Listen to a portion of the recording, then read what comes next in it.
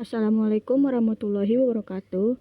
Perkenalkan, nama saya Siva Arianti Putri dengan NIM 0661111063 dari Prodi Teknologi Laboratorium Medis Reguler Sore 2021. Di sini saya akan membacakan tentang keanekaragaman hayati. Keanekaragaman hayati adalah tingkat variasi bentuk kehidupan dalam mengingat ekosistem, biomas spesies, atau seluruh planet. Keanekaragaman hayati adalah ukuran dari kesehatan ekosistem. Keanekaragaman hayati adalah sebagian fungsi dari iklim. Indonesia adalah salah satu negara tropis yang memiliki tingkat keanekaragaman hayati atau biodiversitas terbesar di dunia. Salah satu penyebabnya adalah karena Indonesia merupakan negara kepulauan terbesar di dunia. Diapit 2 benua, diapit 2 samudra, dan memiliki garis pantai yang panjang. Beberapa pulau di Indonesia bahkan memiliki spesies endemik atau hanya ada di pulau tertentu, seperti Komodo. Indonesia juga terletak pada pertemuan rangkaian pegunungan, sehingga memiliki banyak gunung berapi yang menyebabkan tanah menjadi sangat subur.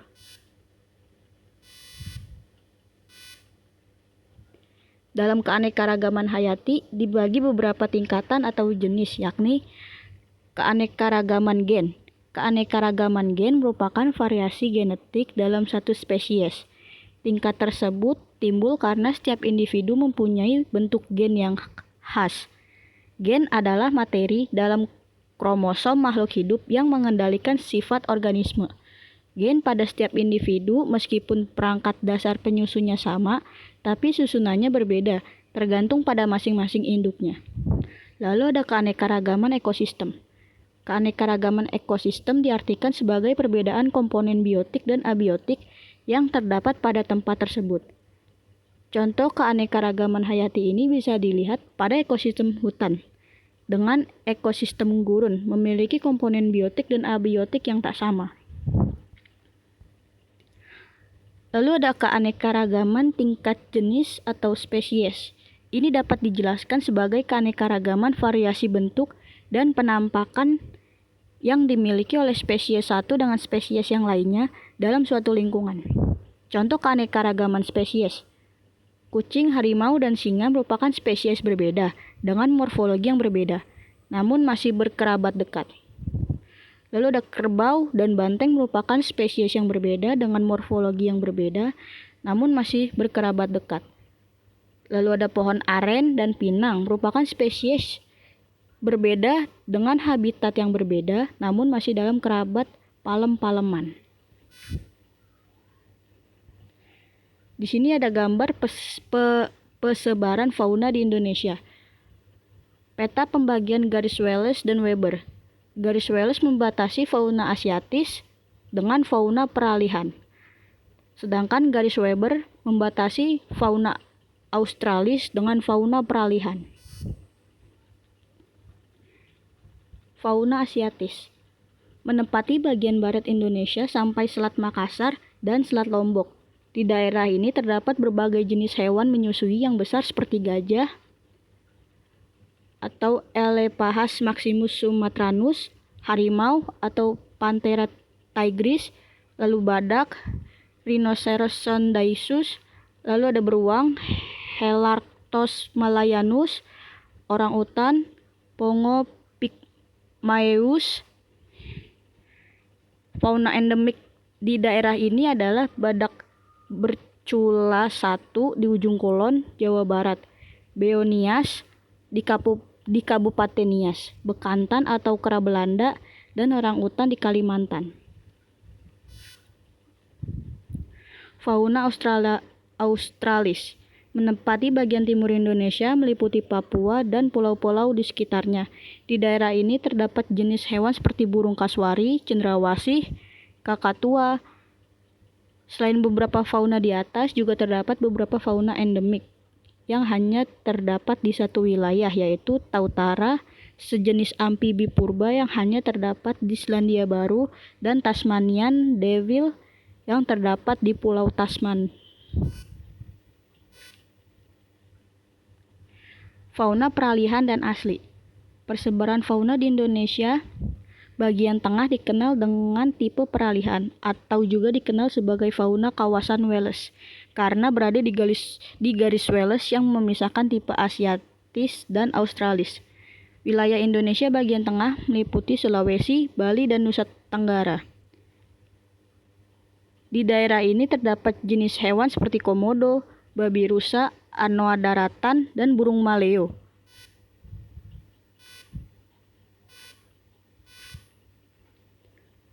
Pembagian fauna menurut Lydekker. Ahli lain yaitu Lydekker menentukan batas barat fauna Australia dengan menggunakan garis kontur dan mengikuti kedalaman laut antara 180 sampai 200 meter, sekitar paparan Sahul dan paparan Sunda. Hal ini sama dengan Wales yang menentukan batas timur fauna Asia. Adanya perbedaan fauna antara wilayah Indonesia bagian barat dan timur karena keduanya wilayah itu terpisah oleh perairan yang cukup luas dan dalam. Dan kedalaman lautnya lebih dari 100 meter. Laut yang dalam tersebut sebagai pemisah antara kedua wilayah sehingga fauna pada masing-masing wilayah berkembang sendiri-sendiri. Persebaran flora di Indonesia. Persebaran flora di Indonesia dibagi menjadi 3, yakni tipe Asiatis, tipe peralihan, dan tipe Australis. Flora Indonesia bagian barat atau Asiatis. Persebaran flora di Indonesia bagian barat disebut dengan tipe Asiatis.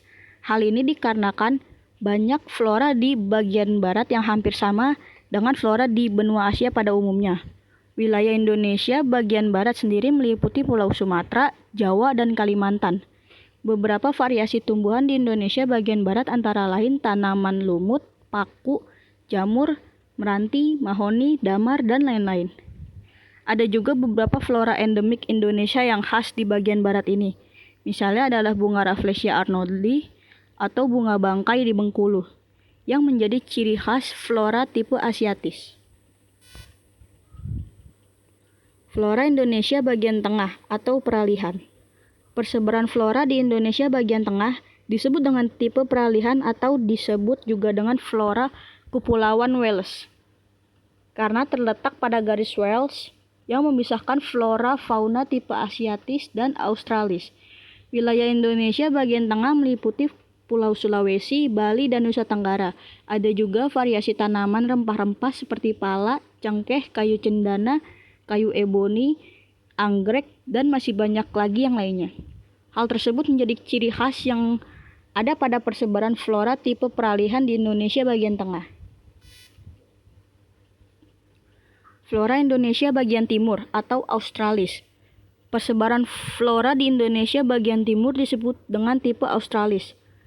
Hal ini dikarenakan persebaran flora di Indonesia bagian timur hampir sama dengan flora di benua Australia secara umum. Wilayah Indonesia bagian timur meliputi Papua, Maluku, dan sekitarnya. Iklim yang ada di Indonesia bagian timur didominasi oleh hutan hujan tropis dan hutan pegunungan.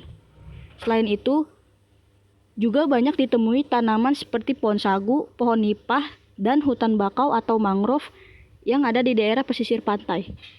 Daerah timur Indonesia juga memiliki tanaman yang khas Australis seperti pohon rasamala, tanaman eukaliptus, serta jenis Pemetia pinnata atau Motea yang lazim ditemui di benua Australia.